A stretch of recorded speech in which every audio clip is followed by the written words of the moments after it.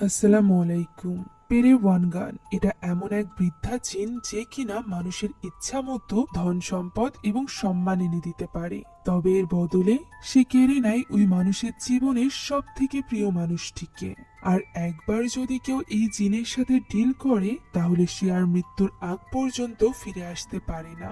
এমনকি তার মৃত্যুর পরও পরবর্তী 7 প্রজন্মকে এই জিনের জ্বালা ভোগ করতে হয়। আজকের এই গল্পটি ইন্দোনেশিয়ার এমনই এক পরিবারকে ঘিরে, যাদের একজনের করা এই কালো জাদুর মাসুল দিতে হয় তাদের পুরো বংশ ধরে। কি রহস্য লুকানো আছে এই পুরো পরিবারের মাঝে জানতে পারবো আজকের এই গল্পে, যার নাম পেরেওয়ানগান। তো চলুন আর দেরি না করে এখনই চলে যাওয়া যাক গল্পে। গল্পের শুরুতে আমরা ইন্দোনেশিয়ার এক ঘুটঘুটে অন্ধকার বাড়ির দৃশ্য দেখতে পাই, যেখানে বাইরে থেকে ধামধাম করে আওয়াজ আসছিল। বাড়ির বাইরে ছিল একটা বিশাল আকৃতির গুদাম ঘর, এর ভেতর থেকেই আওয়াজটা আসছিল। আমরা দেখতে পাই একজন মহিলা কাঠের একটা বক্সের ভেতরে কিছু একটা রেখে তার উপরে কাঠের একটা টুকরো দিয়ে আঘাত করছে। পাশের একটা খাঁচায় অনেকগুলো কাক আটকে রাখা হয়েছিল, সেই সাথে রাখা ছিল অনেকগুলো কালো জাদুর জিনিসপত্র। এর মধ্য থেকে একটা কাককে হাতে তুলে নেয় ওই মহিলা, আর এরপর সে একটা মন্ত্র পড়তে পড়তে কাকের গায়ের পালকগুলো ছিঁড়তে থাকে। পালক ভালোভাবে ছাড়ানোর পর সে ওই কাক তিনটাকেও দিয়ে দেয় ওই কাঠের বক্সের ভেতর। আর এরপর ওই কাঠের বড় হামান তুলে নেয় এবং সেটা দিয়ে পিষতে থাকে ওই কাক। আমরা বুঝতে পারি এর ভেতরে সবই ছিল কাকের মাংস, যেগুলোকে এইভাবে রিচুয়াল করে পরদিন সকালে সুদার্শি অর্থাৎ ওই মহিলা নিজের রেস্টুরেন্টে বিক্রি করে মুরগি হিসাবে। যে ব্যাপারে কিছু না জানা সকল কাস্টমাররা ওই খাবার খুবই মজার সাথে খেতে থাকে। এটা তাদের 14তম ব্রাঞ্চ ছিল, অর্থাৎ এরকম রেস্টুরেন্ট তাদের এই শহরে অনেকগুলো আছে। হতে পারে তার করা ওই কালো জাদুর কারণেই তার রেস্টুরেন্টের এত সফলতা। এখানে তার হাজবেন্ডও তার এই কাজে ভীষণ খুশি ছিল, তার অনেক প্রশংসাও করে। ওই দিন রাতের দৃশ্য আমরা দেখতে পাই, যেখানে সুদার্শি ড্রাগন ফল কাটছিল। তার থেকে কিছু দূর সামনেই তার হাজবেন্ড দাঁড়িয়ে ছিল, সেও সেখানে দাঁড়িয়ে কাজ করছিল। সে অন্যদিকে তাকিয়ে সুদার্শির সাথে কথা বলতে থাকে। এদিকে সুদার্শি আচমকাই নিজের পাশে একটা কাককে দেখতে পায়, যে কাক যেন তাকে ইশারা করে। সাথে সাথে সুদার্শির হাত যেন একা একাই চলতে আরম্ভ করে। সে নিজের হাত, নিজের শরীরকে কিছুতেই কন্ট্রোল করতে পারছিল না। এভাবেই সে ছুরি নিয়ে এগিয়ে যেতে থাকে তার হাজবেন্ডের দিকে। এই ব্যাপারে কোনো কিছু না জানা তার হাজবেন্ড তো তখনও পর্যন্ত সুদার্শির প্রশংসা করছিল, যে সে কত সুন্দরভাবে রেস্টুরেন্ট গুলো চালাচ্ছে, তার কারণেই তাদের রেস্টুরেন্টে এখন এত ইনকাম হচ্ছে। তখনই সুদার্শি দেখতে পায় সে তার হাজবেন্ডকে মারতেই যাবে, হুট করে তার হাজবেন্ড তার দিকে ঘুরে বলে থ্যাংক ইউ। সুদার্শির হুঁশ ফেরে এবং সে দেখতে পায় সে তো তখনও পর্যন্ত ড্রাগন ফলই কাটছিল। সে তার পাশে ওই কাককেও দেখতে পায় না, ফলে সে বুঝে উঠতে পারছিল না যে এই মাত্র তার সাথে কি হলো। তখনই তার হাজবেন্ড তার সাথে কথা বলতে বলতে তার দিকে এগিয়ে আসলে সুদার্শি ভীষণ ভয় পেয়ে যায়। তার মনে হচ্ছিল সে নিজের অজান্তেই হয়তোবা তার হাজবেন্ডের কোনো ক্ষতি করে ফেলবে, তাই তো সে দৌড়ে চলে আসে তার বেডরুমে। আমরা দেখতে পাই সে বেডরুমে থাকা এক আয়নার সামনে অদ্ভুতভাবে দাঁড়িয়ে ছিল। কিছু সময়ের মধ্যে তার হাজবেন্ড মিরাজ সেখানে চলে আসে এবং দেখতে পাই সে সেখানে দাঁড়িয়ে আছে। তাই সে এগিয়ে যায় যে সুদার্শি কেন এভাবে চলে আসলো সেটা জানতে। তবে তার কাঁধে হাত রাখতেই সুদার্শি মাটিতে লুটিয়ে পড়ে, যা দেখে মিরাজ ঘাবড়ে যায় এবং তার মেয়েদের ডাকতে থাকে। তবে তারা আসার আগেই সুদার্শি পুরোপুরি ভাবে ওই জিনের বশে চলে আসে, যে কিনা বারবার বলতে থাকে যে তার চোখ বন্ধ, এখন আর তাকে কেউ বাঁচাতে পারবে না। একথা বলেই সে চিৎকার করতে থাকে। স্ত্রীর এই ভয়ানক রূপ দেখে মিরাজ অনেক বেশি ভয় পেয়ে যায়। এখান থেকে দৃশ্য পরিবর্তিত হয় এবং আমরা 2 বছর পরের দৃশ্য দেখতে পাই, যেখানে আমরা রনি নামের একজন লোককে দেখতে পাই। সে একটা মেন্টাল হসপিটালে গিয়েছিল মিরাজকে আনার জন্য। আমরা জানতে পারি ওই ঘটনার পর মিরাজ গত 2 বছর ধরে মেন্টাল অ্যাসাইলামে ছিল, যেখানে কিছুটা সুস্থ হওয়ার পর রনি তাকে বাড়িতে ফিরিয়ে নিয়ে যেতে এসেছিল। এতদিন পর বাবা ফিরে আসছে দেখে মায়া এবং ল্যানিও অনেক বেশি খুশি হয়ে গিয়েছিল। তারা সুন্দর পোশাক পরে বাবার জন্য তৈরি হয়ে অপেক্ষা করতে থাকে। বাবা বাড়িতে পৌঁছানো মাত্রই ল্যানি ছুটে গিয়ে তার কোলে ওঠে। মায়াও তাকে জড়িয়ে ধরে, আর এরপর ল্যানিকে কোলে নিয়ে মিরাজ চলে যায় ভেতরে। মায়া তার আঙ্কেল রনির সাথে কথা বলছিল, যেখানে রনি তাকে ঔষধ বুঝিয়ে দিতে দিতে জানায় যে মিরাজের সাথে আপাতত তার ট্রমা নিয়ে কোনো রকম কথা বলার দরকার নেই, সে যেন তার ঠিকমতো ভাবে খেয়াল রাখে। আর এরপর সে সুদার্শীর কথা জিজ্ঞাসা করে। উত্তরে মায়া জানায় সুদার্শীর অবস্থা আগের থেকেও খারাপ, তবে সে আশা করছে তাদের বাবা ফিরে এসেছে, এটা দেখলে সুদার্শীর অবস্থা কিছুটা পরিবর্তন আসতে পারে। রনিও এমনটি আশা করছিল। সে ভেতরে যেতে চাইছিল সুদার্শীর সাথে দেখা করতে, তবে এরই মাঝে রনির স্ত্রীর কল আসে, যে কারণে তাকে তখনই বেরিয়ে যেতে হয়। এখন ওই দিন রাতে খাবার খাওয়ার সময় মিরাজ এমন ভাবে কথা বলে যেন এখনো 2 বছর আগের সময়কালই চলছে, কোনো কিছু পাল্টেনি। সে এখানে মায়াকে প্রশ্ন করে যে তাদের মা সুদার্শী কোথায়, সে কি এখনো পর্যন্ত রেস্টুরেন্টে। মায়া যেহেতু মিরাজকে কোনোভাবে আঘাত করতে চাইছিল না, তাই সে জানায় সুদার্শী বেডরুমে। রাত একটু গভীর হলে আমরা দেখতে পাই মিরাজ সুদার্শীর সাথে ডান্স করছে। গানের তালে তালে ডান্স করার সময় সুদার্শী মিরাজকে জিজ্ঞাসা করে সে আর কখনো তাকে ছেড়ে যাবে না তো। মিরাজ প্রমিস করে যে সে কখনোই সুদার্শীকে ছেড়ে যাবে না, সে তার সাথে থাকার জন্য সবকিছু করতে প্রস্তুত। এই কথা শুনে সুদার্শী খুশি হয়ে যায়। এদিকে মিউজিকের এই আওয়াজে ঘুমাতে পারছিল না মায়া এবং ল্যানি, তাই তো মায়া উঠে যায় চেক করার জন্য। সে যখন তার মায়ের ঘরে আসে তখন সে দেখতে পায় তার বাবা একা একাই পাগলের মতো নাচছে এবং তার মাকে উদ্দেশ্য করে বলছে সে তাকে প্রচন্ড মিস করে। এই কথা শুনে মায়া চোখের পানি আটকে রাখতে পারে না। ওই সময় ওই ঘরে আমরা ওই আয়নাটিকেও দেখতে পাই, যে আয়নাটির সামনে 2 বছর আগে পজেস হয়ে গিয়েছিল সুদার্শী। তখন থেকে এখন পর্যন্ত সুদার্শীর নিজের কোনো হুঁশ নেই, সে বিছানায় ঘুমিয়েছিল। তাই তো বাবার এই কষ্ট দেখে সুদার্শী অনেক ইমোশনাল হয়ে নিজের ঘরের দিকেই ফিরে যাচ্ছিল, তবে আচমকাই আওয়াজ হয়ে ওঠে। পিছে ঘুরে সে দেখতে পায় জানালার কাঁচ ভাঙা এবং ওই ভাঙা অংশে রয়েছে কাকের কিছু পালক। দেখে বোঝাই যাচ্ছিল জোরে কাক এসে লাগার কারণেই জানালার কাঁচটি ভেঙে গিয়েছিল। তবে মায়া এটা দেখে অবাক হয় যে বাইরে জঙ্গলের কাছে দাঁড়িয়ে আছে তার বাবা, যে কিনা একটু আগেই তার মায়ের ঘরে ছিল। সে বুঝতে পারছিল না যে সে কি করবে, তাই মায়া জানালায় আওয়াজ করে তার বাবাকে ডাকতে থাকে। যখন সে কোনো সাড়া দেয় না তখন মায়া দৌড়ে বাইরে চলে যায় তার বাবার কি হয়েছে তা দেখার জন্য। তখনই মিরাজ আচমকা খুবই ভয়ানক ভাবে মায়ার দিকে তাকায়, আর এরপর সে দৌড়ে গিয়ে একটা রডের ভেতর নিজের মাথা ঢুকিয়ে দেয়। চোখের সামনে বাবার এমন নির্মম মৃত্যু দেখে মায়া চিৎকার করে ওঠে। দৃশ্য চলে যায় পরদিন সকালে। মিরাজের দাফন কাফন শেষ হওয়ার পর সেখানে আসে তার 3 ভাই বোন। এরই মাঝে কল আসে মায়ার কাছে আঙ্কেল রনির, যেখানে আঙ্কেল রনি জানায় সে একটু কাজে ফেসে গিয়েছে, আগামীকাল সে মায়ের সাথে দেখা করতে আসবে। এখানে মায়ের মুখ দেখে স্পষ্টভাবে বোঝা যাচ্ছিল যে সে তার ফুফু এবং চাচাদেরকে একদমই পছন্দ করে না। আর এর কারণও আমরা বুঝতে পারি, মূলত তাদের নজর ছিল মায়াদের সম্পত্তির উপর। এত বড় বাড়ি মায়া কিভাবে সামলাবে, তাই তো এই বাড়িটি বিক্রি করে তারা টাকা নিতে চাইছিল এবং মায়াদেরকে ছোট কোনো অ্যাপার্টমেন্টে শিফট করতে চাইছিল। এমনিতেও তাদের মতে এই বাড়িটি ছিল তাদের বাবার, অর্থাৎ মায়ার দাদার। একথার প্রতি উত্তরে মায়ার ফুফু তার চাচাদেরকে মনে করিয়ে দেয় যে তারা তাদের অংশের টাকা অলরেডি নিয়ে নিয়েছে, এই বাড়ির উপর এখন আর তাদের কোনো রকম অধিকার নেই। তবে এখন যেহেতু ভাই ছিল না, তাই তাদের ভাইয়ের সম্পত্তির উপর একটা খারাপ নজর ছিল। তবে তাদের এই লোভের পক্ষে ছিল না মায়ার ফুফু আয়ু, তাই তো তাদেরকে চুপ করিয়ে সে চলে যায় সুদার্শীর সাথে দেখা করতে। সেখানে সুদার্শীর এই অবস্থা দেখে তার ভীষণ খারাপ লাগছিল। এমন সময় সেখানে চলে আসে মায়া।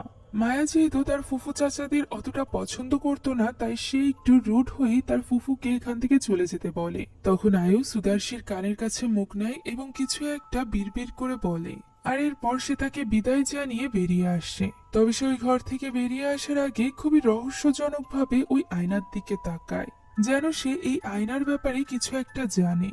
এখন সে বেরিয়ে যাওয়ার পর মায়া সুদার্শীকে পরিষ্কার করিয়ে দেয়। মায়া এখন পুরোপুরি একা হয়ে পড়েছিল তার বাবাকে হারিয়ে। কত বছর হয়ে গেল সে তার মায়ের কণ্ঠস্বর শুনেনি, তাই সে এখানে তার মাকে বলতে থাকে যে সে তাকে ভীষণ মিস করে। সে যদি তাদের কথা শুনতে পারে তাহলে যেন সে দ্রুত সুস্থ হয়ে ওঠে। বাবা যাওয়ার পর তার জন্য ল্যানিকে নিয়ে এই বাড়ি সামলানো অনেক বেশি কঠিন হয়ে দাঁড়িয়েছে। এখন মাকে পরিষ্কার করে দিয়ে তারা 2 বোন মিলে মাকে খাইয়ে দেয়, যেখানে ল্যানি অনেক বেশি ইমোশনাল হয়ে পড়ে। এবং মায়ের সামনে কাঁদতে কাঁদতে প্রশ্ন করে যে তাদের মা কবে সুস্থ হবে। মায়া এখানে ছোট বোনটিকে জড়িয়ে ধরে আশ্বাস দেয়। আর এরপর সে বাইরে এসে দেখতে পায় তার ফুফু এবং চাচারা তখনও তার সাথে কথা বলার জন্য ওয়েট করে আছে, যা দেখে মায়া বুঝতে পারছিল যে তারা কি ব্যাপারে কথা বলতে চাইছে। তাই সে তাদেরকে উদ্দেশ্য করে বলে যে সে এখনই কোনো ব্যাপার নিয়ে কথা বলতে চায় না। গত রাতে তার বাবা মারা গিয়েছে, মা অনেক অসুস্থ, যদি কোনো কিছু নিয়ে কথা বলার থাকে তাহলে সে পরবর্তীতে বলতে চায়। তখন তার ছোট চাচা একটু রেগে যায় এবং বলে তারা তার ভালোর জন্যই কথা বলতে এসেছে। তারা জানে মায়ার এখন টাকার প্রয়োজন, তার বাবা আর বেঁচে নেই। এই মুহূর্তে এত বড় বাড়ি রেখে সে কি করবে? এর থেকে ভালো ছোট বাড়িতে শিফট হয়ে যাওয়া এবং এটা বিক্রি করে যে টাকা পাবে তাই দিয়ে তার মায়ের চিকিৎসার খরচও সে চালাতে পারবে। যা শুনে মায়ার ধৈর্যের বাঁধ এবার ভেঙে যায়। সে বলে যে তারা যদি তার ভালোই চাইতো তাহলে এখনই তাদেরকে রাস্তায় নামানোর ব্যাপারে তারা উঠে পড়ে লাগতো না। তারা এই বাড়িটি বিক্রি করতে চাইছে নিজেদের স্বার্থ হাসিলের জন্য, এতে মায়ার কোনো ভালো হবে না। একথা বলে সে তাদেরকে পরে আসতে বলে, যা শুনে তার ফুফু তাকে একটু শান্ত হতে বলে এবং বলে যে তারা এই ব্যাপারে পরবর্তীতে কথা বলবে। এভাবেই সে কোনো মতে নিজের দুই ভাইকে নিয়ে সেখান থেকে বেরিয়ে আসে। যাওয়ার সময় আয়ুকে তার ভাই জিজ্ঞাসা করে যে সুদার্শের অবস্থা কি। আয়ু জানায় এখনো ওই একই অবস্থাতেই সে পড়ে আছে। যা শুনে তারা হতাশ হয়ে বলে যে তাহলে তারা কিভাবে তাদের উদ্দেশ্যে সফল হবে। তখনই আয়ু তার হাতে থাকা এক গুচ্ছ চুল দেখায়, যেটা সে সুদার্শীর মাথা থেকে নিয়েছিল। এই চুলের সাহায্যে তারা কি করতে চাইছিল তা আপাতত আমরা জানতে পারি না। এখন ওই রাতের দৃশ্য আমরা দেখতে পাই, যেখানে ছোট বোন ল্যানি কিছুতেই ঘুমাতে পারছিল না। তার বাবার কথা তার ভীষণভাবে মনে পড়ছিল। মায়া তাকে সান্ত্বনা দিয়ে বলে যে বাবাকে মিস করলে সে যেন বাবার জন্য প্রে করে। একথা বলে মায়া তার বোনের কাছে আসে এবং দুই বোন মিলে মহান আল্লাহ তাআলার কাছে তাদের বাবার জন্য দোয়া করতে থাকে। ওই সময় বাইরে প্রচন্ড ঝড় বৃষ্টি হচ্ছিল। ল্যানি কাঁদতে কাঁদতে তার বোন মায়াকে জিজ্ঞাসা করে যে এই ঝড় বৃষ্টিতে মাটির নিচে থেকে তার বাবার কষ্ট হচ্ছে না। মায়া এই কথার কোনো জবাব দিতে পারে না। এখন এই ঝড় বৃষ্টির কারণে বাড়িতে বৈদ্যুতিক সংযোগ ছিল না, যেটা দেখে মায়া চলে আসে বাতি জ্বালাতে। তখন তার পেছনে আমরা কাউকে একটা দেখতে পাই, যাকে মায়া একদমই লক্ষ্য করে না। সে ওই বাতিটি জ্বালিয়ে চলে যায় নিজের ঘরে। বেড টেবিলের উপর রেখে সে যখন বিছানার উপর বসে তখনই সে দেখতে পায় তার বিছানায় পায়ের কাছে একটা কাক বসে আছে। এটা দেখে সে একটু ঘাবড়ে যায়। সে দেখতে পায় জানালা খোলা, হয়তোবা এখান থেকেই কাকটি ভেতরে প্রবেশ করেছে। তবু মায়ার অনেক ভয় লাগছিল, তাই চাদর দিয়ে সে ওই কাকটিকে উড়িয়ে দেওয়ার চেষ্টা করে। তবে পরক্ষণেই দেখা যায় সেখানে দাঁড়িয়ে আছে তাদের বাবা, যার মাথার ভেতরে রয়েছে একটা ছিদ্র। মুহূর্তের মধ্যে সেখানে অসংখ্য কাক চলে আসে, যারা কিনা মিরাজকে ঘিরে উড়ে বেড়াচ্ছিল এবং জোরে জোরে ডাকছিল। এমন ভয়ানক স্বপ্ন দেখে ঘুম ভেঙে যায় মায়ার। ঘুম থেকে উঠেও যেন এই স্বপ্নের রেশ কাটে না। ভয়ে তার অবস্থা অনেক খারাপ হয়ে গিয়েছিল। এখন পরদিন সকালে তাদের বাড়িতে আমরা একটা ট্রাক আসতে দেখতে পাই, যেটাতে করে একজন ক্রেতা এসেছিল। মূলত মায়ের কাছে সকল টাকা ফুরিয়ে গিয়েছিল। এখন খাবার খাওয়ার জন্য তাকে পুরনো জিনিস বিক্রি করতে হচ্ছিল। বাইরে থাকা গোডাউনের ভেতরে বেশ কিছু পুরনো জিনিস ফেলে রাখা ছিল, যেগুলো সে বিক্রির ব্যবস্থা করে। লোকগুলো বেশ কম দাম দিয়ে তার কাছ থেকে এই জিনিসগুলো কেনে। মায়ারও আর কোনো উপায় না থাকায় তাদের অফারে রাজি হয়ে যেতে হয়। তখনই লোকটির নজর পড়ে সেখানে থাকা একটা অদ্ভুত জিনিসের উপর। এই জিনিসটাকে আমরা মুভির শুরুতেও দেখেছিলাম, যেটার ভেতরে কাকের মাংস পিস ছিল সুদার্শী। এখন বর্তমানে এটা এভাবেই ফেলে রাখা আছে। লোকটি এটা কিনতে চায়, যেহেতু দেখতে অনেকটা এন্টিক পিসের মতো, তাই সে এটার বেশ ভালোই দাম দিচ্ছিল। তবে মায়া এটা বিক্রি করতে চায় না। তার মতে এটা তার মায়ের পছন্দের জিনিস, তাই সে এটা কোনোভাবেই বিক্রি করবে না।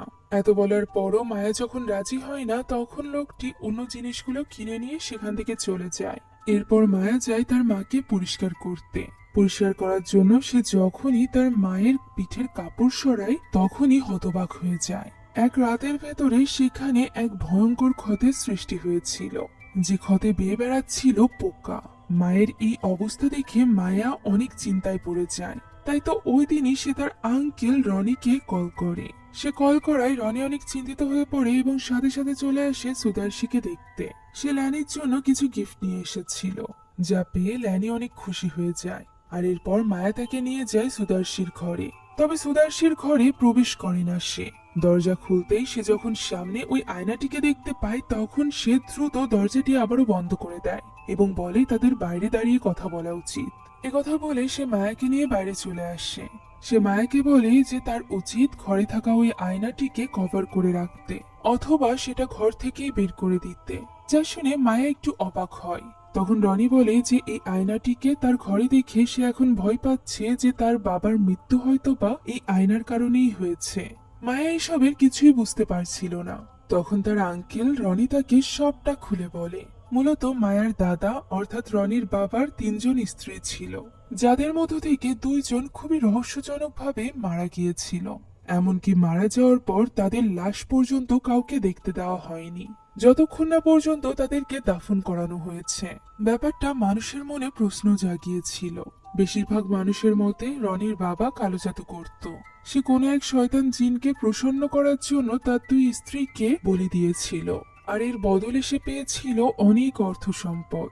তবে সে মায়ার দাদিকে অনেক বেশি ভালোবাসতো, যে কারণে তাকে সে কখনোই হারাতে চায়নি। তবে সে যে জিনের সাথে ডিল করেছিল তাকে প্রসন্ন রাখার জন্য প্রতিনিয়ত খাবার দিতে হতো, যে কারণে এই কালো জাদুর শিকার হয় মায়ার দাদিও। ভালোবাসার স্ত্রীকে হারিয়ে মায়ার দাদা এবার ভেঙে পড়ে। মিরাজ এবং রনি ছিল আপন ভাই বোন, এদিকে আয়ু এবং তার বাকি চাচারা ছিল সৎ ভাই বোন। রনিকে নিয়ে তার বাবা একবার তার মায়ের কবরের কাছে যায় এবং সেখানে দাঁড়িয়ে সে ঠিক করে যে সে এই সব কিছু বন্ধ করবে, অর্থাৎ কালো জাদু বন্ধ করে দিবে এবং ওই জিনকে শান্ত করবে। এই রিচুয়াল অথবা ডিল শেষ করার একটাই উপায়, আর সেটা হলো নিজেকে স্যাক্রিফাইস করা। ওই রাতে রনির বাবা আরো একটা রিচুয়াল পারফর্ম করে, যে রিচুয়ালের মাধ্যমে এবার সে নিজেকে স্যাক্রিফাইস করতে চলেছিল। রিচুয়াল শেষ করে সে ওই কাঠের পাত্রের ভেতরে বসে পড়ে এবং ওই আয়নার ভেতরে থাকা জিনকে ডাকতে থাকে। এই জিনের নাম ছিল পেরেওয়ানগান, যে কিনা ওই আয়নার দুনিয়া থেকে বেরিয়ে আসে এবং রনির বাবার এই বলি কবুল করে নেয়। সে ওই কাঠের হামান দিয়ে রনির বাবার উপর আঘাত করতে থাকে, আর এইভাবেই আঘাত করতে করতে তাকে মেরে ফেলে। এই দৃশ্য ছোট্ট রনি আড়াল থেকে দেখছিল, যা সে বর্তমানে খুলে বলে মায়াকে। মায়া এটা জানার পর বেশ হতবাক হয়ে যায়।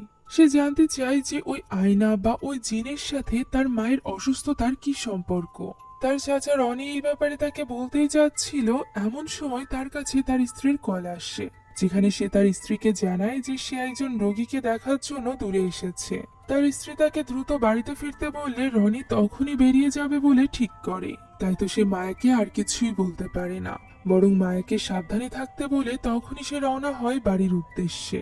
আমরা দেখতে পাই ঘরের ভেতর থেকে জিন তাদের উপর নজর রেখেছিল, হয়তোবা সেই চাইছিল না মায়া সবটা জানুক। এখন ওই দিন সন্ধ্যার দিকে মাকে আবারও পরিষ্কার করার জন্য মায়া তার ঘরে যায়। তবে দরজা খুলতেই সে ভীষণ ভয় পেয়ে যায়, কেননা আয়নায় সে দেখতে পায় যে ওই জিন তার মায়ের পিছে বসে আছে এবং তার মায়ের পিঠের ওই ক্ষত স্থান চেটে পরিষ্কার করছে। যা দেখে মায়া অনেক বেশি ঘাবড়ে যায় এবং তখনই রনিকে কল করার চেষ্টা করে। তবে রনি কিছুতেই কল রিসিভ করছিল না। এরই মাঝে মায়া লক্ষ্য করে ল্যানি তার মায়ের ঘরের দিকে যাচ্ছে। সে ল্যানিকে দ্রুত গিয়ে আটকায়, কেননা সে ভয় পাচ্ছিল যে ওই জিন ল্যানির কোনো ক্ষতি না করে ফেলে। তবে ছোট্ট ল্যানি তো তার মায়ের কাছে যেতে চাইছিল। এরই মাঝে এত বছর পর ফাইনালি তার মায়ের গলার আওয়াজ শোনা যায়, যে কিনা মায়া এবং ল্যানিকে ডাক দেয়। যা শুনে ল্যানি এক দৌড়ে চলে যায় তার মায়ের কাছে। মায়া ভয় পাচ্ছিল ওই ঘরে যেতে। ঘরে গিয়ে সে দেখতে পায় তার মায়ের হুঁশ ফিরে এসেছে। সে ল্যানিকে জড়িয়ে ধরে রেখেছে এবং আদর করছে, যা দেখে মায়া বুঝতে পারছিল না যে সে কি করবে, খুশি হবে নাকি মায়ের জন্য চিন্তা করবে। তখন তার মা তাকে বলে আলমারির ভেতর থেকে তাকে ড্রেস বের করে দিতে। আলমারি খুলতেই সে দেখতে পায় সেখানে তার সব কাপড়ের রং সবুজ হয়ে গিয়েছে। সে এর মধ্যে থেকে একটা কাপড় নিয়ে সুদার্শিকে পরাতে যায়, যেখানে পিঠ থেকে তার কাপড় সরাতে গিয়ে মায়ার ভীষণ ভয় লাগছিল। তবে কাপড় সরাতেই সে অবাক হয়ে যায়, কেননা আজ সকালে দেখা ক্ষত আর সেখানে ছিলই না। যা দেখে মায়া একটু অবাক হয়।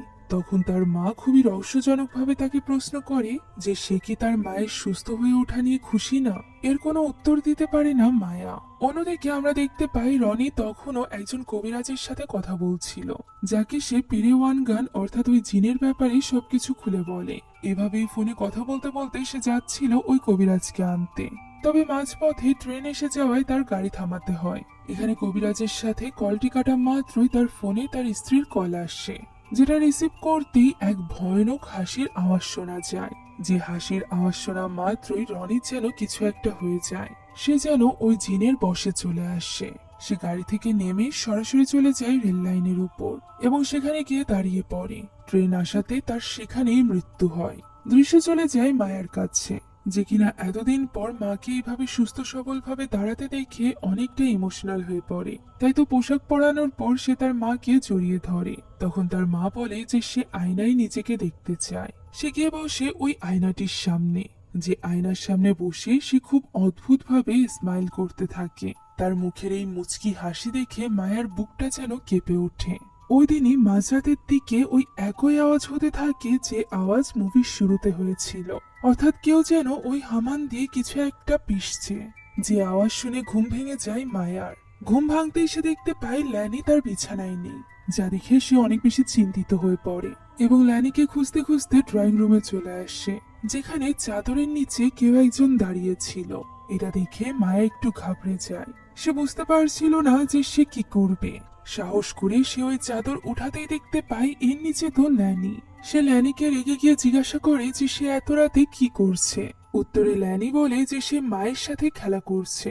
একথা বলেই সে দৌড়ে চলে যায় তাদের মায়ের রুমে, যা দেখে মায়া সাহস করে তাদের মায়ের রুমের দিকে যেতে থাকে। ওই সময় আমরা দেখতে পাই মায়ের পেছনে ওই চাদরটি আবারও উঠে দাঁড়িয়েছে, যেন তার নিচে কেউ আছে।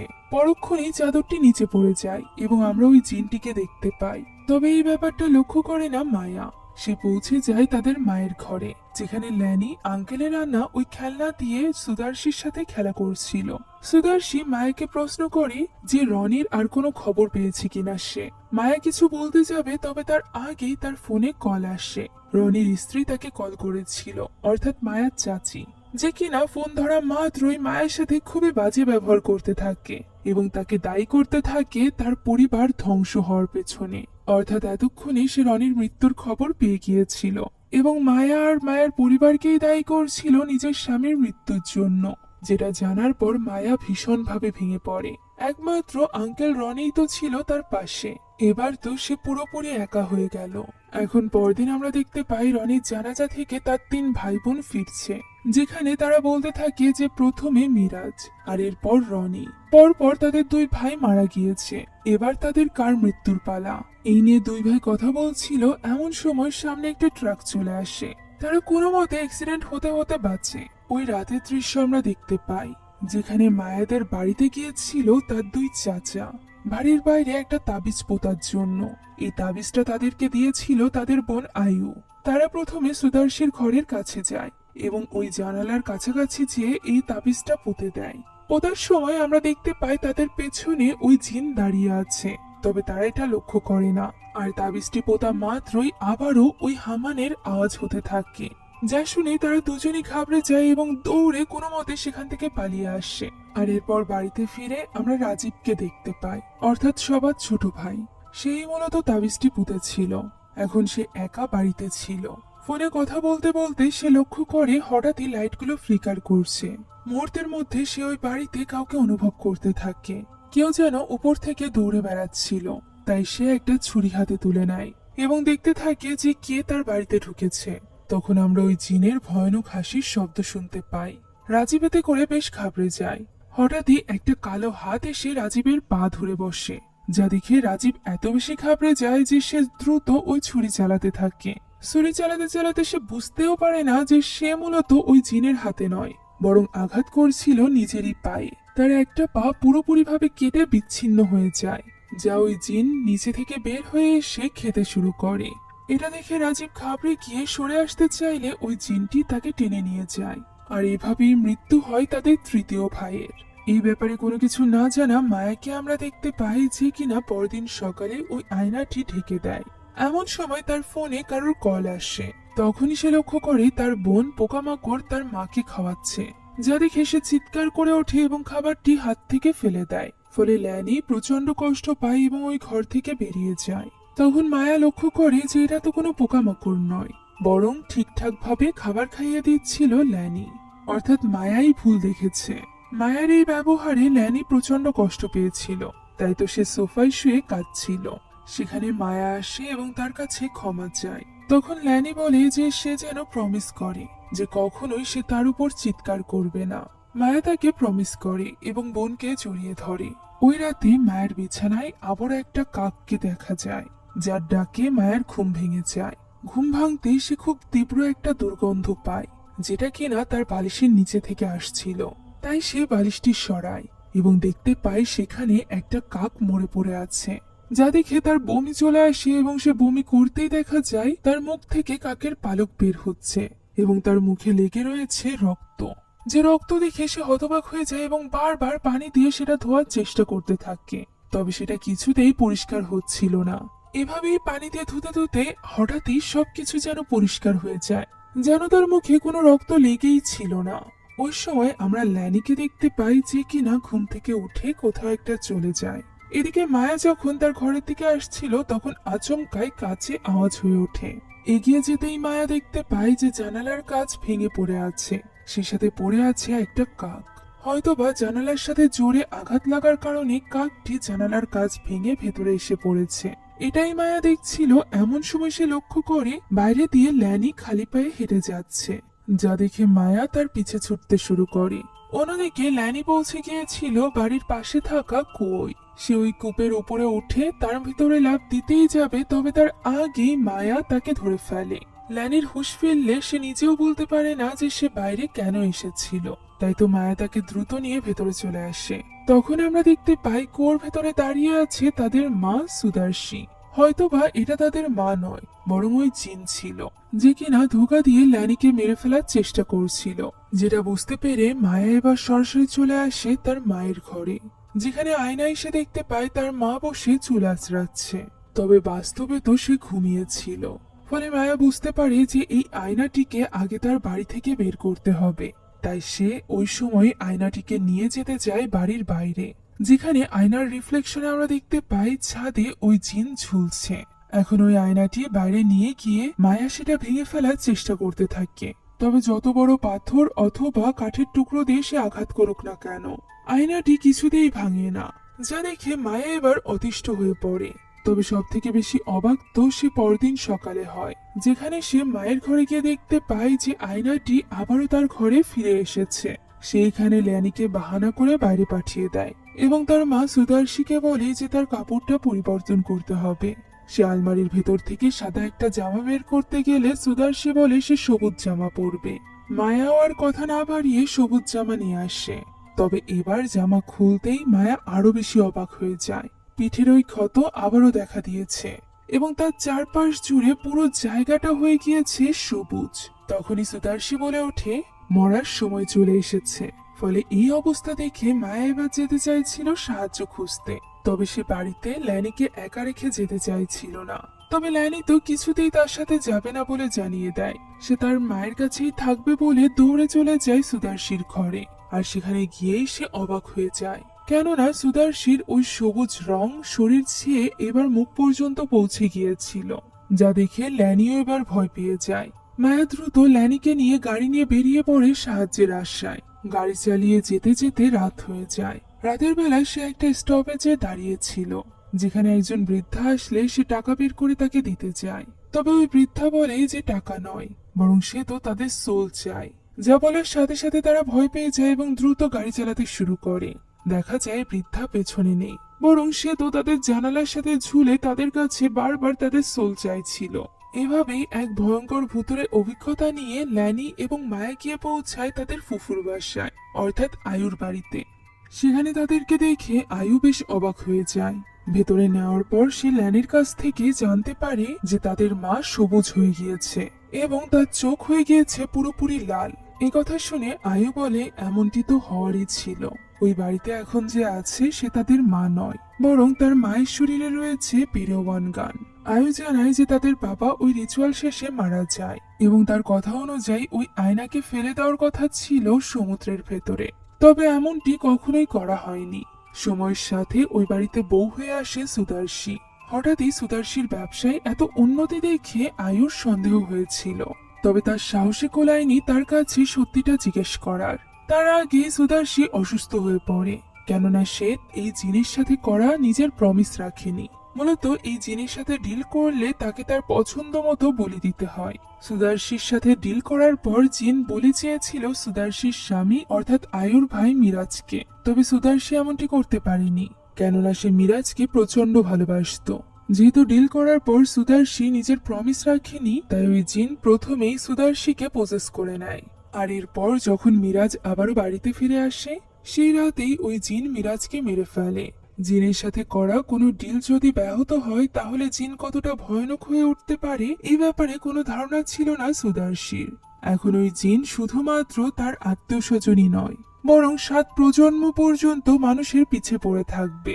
আর এর থেকে বাঁচার একটাই মাত্র উপায় আছে।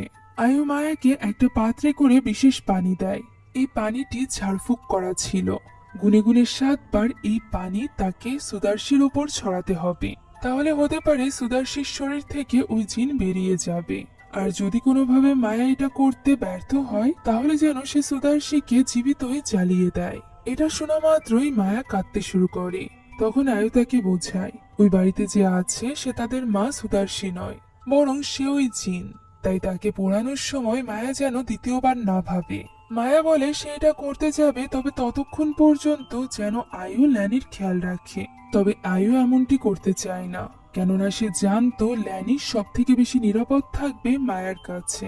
তাই সে মায়াকে সবসময় ল্যানিকে সাথে রাখতে বলে। তারা বেরিয়ে যাওয়ার পর আমরা আয়ুর ঘরের সিলিং এ ওই জিনকে উল্টো ঝুলে থাকতে দেখতে পাই। যে ব্যাপারে খেয়াল না করা আয়ু বসে যায় প্রোটেকশন স্পেল পড়তে, তবে এই রিচুয়াল ব্যর্থ হয় এবং ওই জিন এসে আয়ুকে শেষ করে দেয়। এদিকে ততক্ষণে মায়া এবং ল্যানি গিয়ে পৌঁছেছিল তাদের বাড়ির সামনে। মায়া ল্যানিকে গাড়ির ভেতরেই লুকিয়ে থাকতে বলে এবং বলে যে কেউ আসলেও যেন সে দরজা না খোলে, বিশেষ করে তাদের মা। কথা বলেই সে ভেতরে চলে যায় এবং ল্যানি গাড়ির দরজা লক করে বসে পড়ে। অন্যদিকে বাড়ির ভেতরে ঢুকে লাইট জ্বালাতেই বাল্বগুলো ফেটে যায়, ফলে মায়া একটা ল্যাম্প জ্বালিয়ে নেয় এবং ওই ল্যাম্পের আলোতেই সে পৌঁছে যায় তার মায়ের ঘরে। ততক্ষণে সুদার্শী পুরোপুরিভাবে সবুজ হয়ে গিয়েছিল। মায়া এখানে ওই রিচুয়ালটি শুরু করে এবং আয়ু যেভাবে তাকে পানি ঢালতে বলেছিল ঠিক সেইভাবেই সে পানি ঢালতে থাকে। অন্যদিকে আমরা বাইরে ল্যানিকে দেখতে পাই, যে কিনা সামনে দিয়ে কাউকে এগিয়ে আসতে দেখতে পাই এবং ভয় পেয়ে গিয়ে সিট পেছনের দিকে নামিয়ে শুয়ে পড়ে থাকে। তখনই গাড়ির উইন্ডোতে নক হয়। দেখা যায় সেখানে দাঁড়িয়ে আছে রনি। যেহেতু ল্যানি আঙ্কেল রনির মৃত্যুর ব্যাপারে কিছুই জানতো না, তাই সে রনিকে দেখে অনেক বেশি এক্সাইটেড হয়ে পড়ে। এদিকে মায়া ওই পানি সুদার্শীর শরীরে 7 বার দিয়েছিল। এরপরও কোনো রকম কোনো পরিবর্তন দেখা যায় না।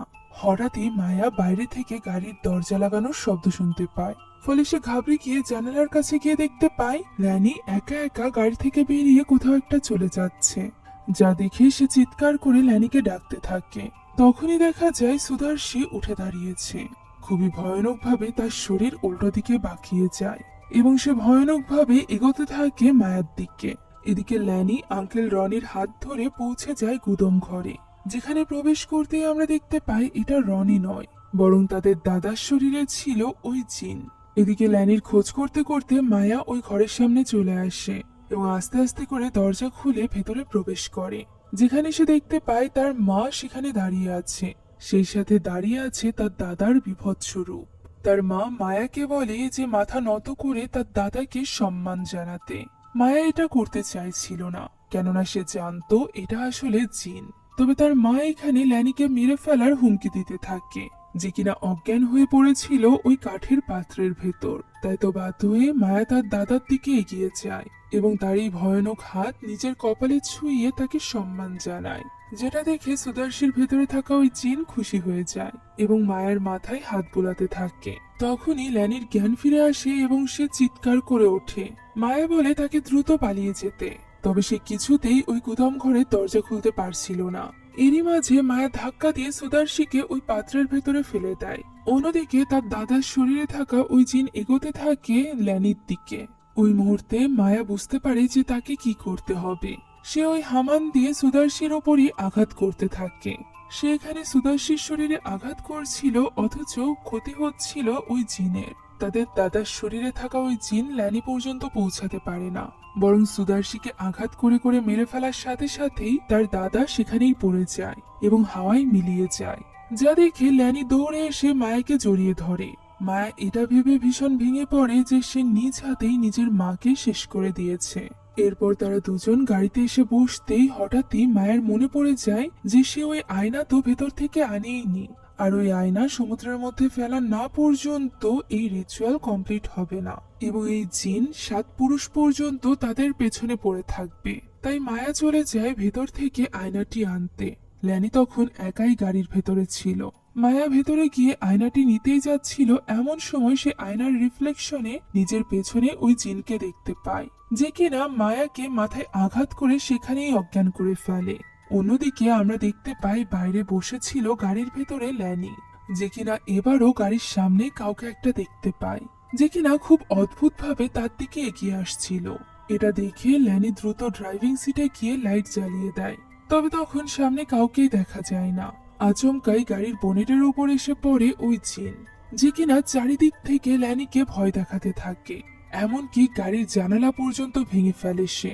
গাড়ির ভেতরে পর্যন্ত সে চলে আসে, যা দেখে ছোট্ট ল্যানি ভীষণ ভয় পেয়ে যায় এবং দৌড়ে চলে যায় তার মায়ের ঘরে, যেখানে মায়া ছিল এবং তাকে খুবই অদ্ভুতভাবে সুখ ছিল সুদার্শীর শরীরে থাকা ওই জিন।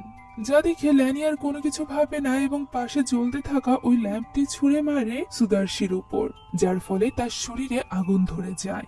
যেমনটি আয়ু বলেছিল যে এই রিচুয়ালে তারা ব্যর্থ হলে যেন সুদার্শীর শরীরকে পুড়িয়ে দেয়। এটাই একমাত্র উপায় ওই জিন থেকে নিজেদেরকে বাঁচানোর। মায়ার জ্ঞান ফিরে আসে এবং সে নিজের চোখের সামনেই নিজের মায়ের এভাবে পোড়া দেহ দেখতে পায়, যা দেখে মায়া এবং ল্যানি দুজনই ভীষণ ইমোশনাল হয়ে পড়ে।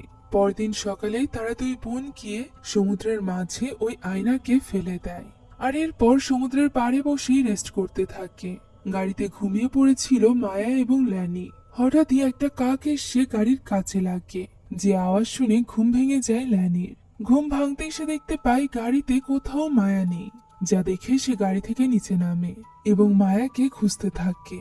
গাড়ির সামনে থেকে খুঁজে সে যখন পিছের অংশে আসে তখন সে দেখতে পায় মায়া সেখানে বসে আছে।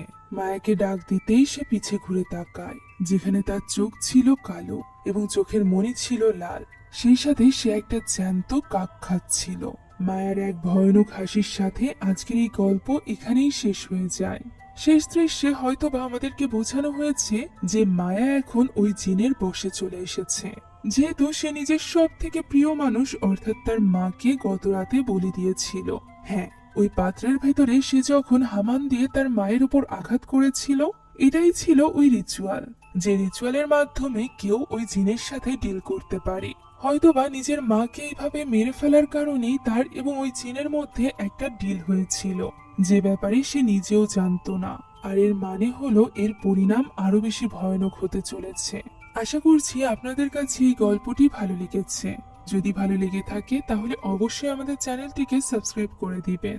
Thank you so much for watching this video. আল্লাহ হাফেজ।